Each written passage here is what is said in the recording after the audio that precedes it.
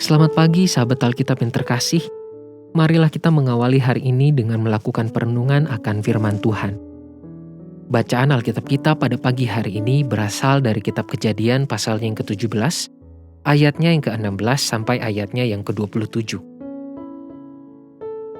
Aku akan memberkatinya dan daripadanya juga aku akan memberikan kepadamu seorang anak laki-laki. Bahkan aku akan memberkatinya sehingga ia menjadi ibu bangsa-bangsa. Raja-raja bangsa-bangsa akan lahir daripadanya. Lalu tertunduklah Abraham dan tertawa serta berkata dalam hatinya, mungkinkah bagi seorang yang berumur 100 tahun dilahirkan seorang anak, dan mungkinkah Sarah yang telah berumur 90 tahun itu melahirkan seorang anak?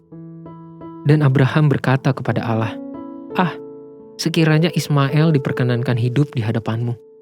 Tetapi Allah berfirman, tidak, melainkan istrimu Sarah lah yang akan melahirkan anak laki-laki bagimu, dan engkau akan menamai dia Ishak, dan aku akan mengadakan perjanjianku dengan dia menjadi perjanjian yang kekal untuk keturunannya.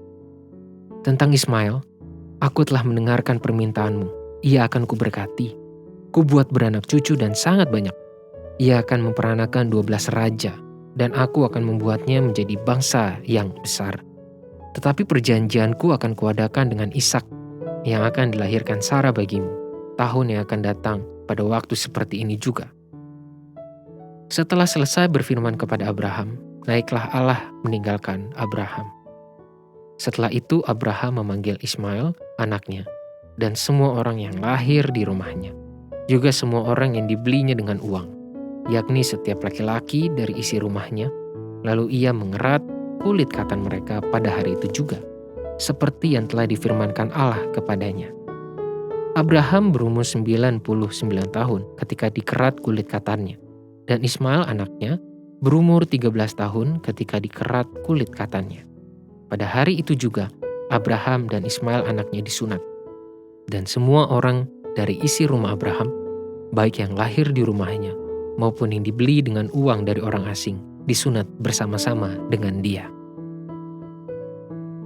Cara Tuhan berkarya dalam kehidupan kita seringkali tidak terpahami dan bahkan jauh dari ekspektasi.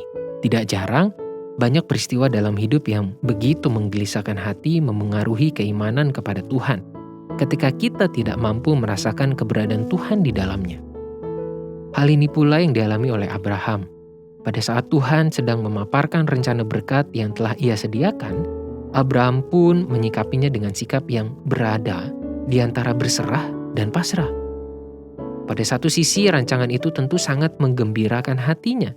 Namun pada sisi lain, realitas dan pertimbangan rasional Abraham sebagai seorang manusia tidak dapat menerima perkataan Tuhan tersebut.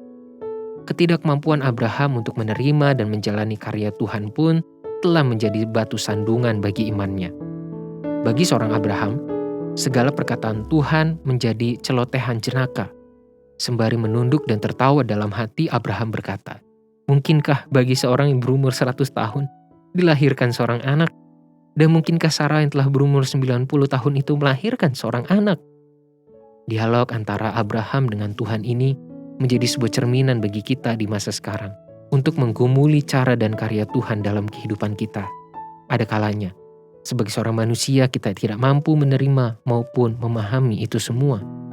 Namun ingatlah bahwa pertolongan, karya, dan cara Tuhan selalu mampu melebihi ekspektasi dan rasionalitas manusia.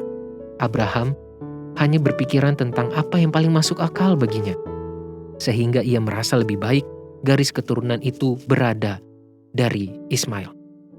Hal ini adalah produk pemikiran yang sangat rasional dan manusiawi. Namun ternyata Tuhan ingin bertindak dalam cara yang lain. Sahabat Alkitab, tentu merupakan sesuatu yang sulit untuk menjalani kehidupan dalam situasi dan tekanan yang begitu berat. Apalagi ketika mengalami permasalahan yang tak kunjung usai. Segala sesuatunya pun terasa tidak masuk akal. Alhasil, bukannya tidak mungkin bagi seseorang yang beriman untuk bersikap dalam ruang antara berserah dan pasrah. Pada satu sisi ia ingin tetap berharap dengan iman kepada Tuhan, namun di sisi lain ternyata ia juga ingin menyerah menghadapi kenyataan kehidupannya. Namun ingatlah bahwa ketika kita merasa sesuatu menjadi tidak mungkin, menjadi irasional, maupun tak ada lagi kemungkinan, itu semua tidak menjadi penghalang bagi kuasa Tuhan untuk berkarya di dalamnya. Marilah kita berdoa. Ya Tuhan, seringkali kondisi kehidupan kami membuat kami merasa bahwa cara Tuhan tidak mungkin terjadi dalam kehidupan kami. Atau bahkan membuat kami merasa bahwa firman yang kami dengarkan, semua kebenaran perkataan Tuhan yang kami terima, itu menjadi sangat tidak mungkin untuk terjadi dalam kehidupan kami. Di tengah situasi dan kondisi yang seperti inilah, kami mohon Tuhan memampukan kami untuk mengimani dan tetap percaya kepada kebenaran firman Tuhan. Karena tidak ada sesuatu yang mustahil, tidak ada sesuatu yang tidak masuk akal bagi Tuhan untuk bertindak dalam kehidupan kami. Hanya di dalam nama Tuhan Yesus Kristus kami berdoa dan siap untuk mengalami cara Tuhan. Amin.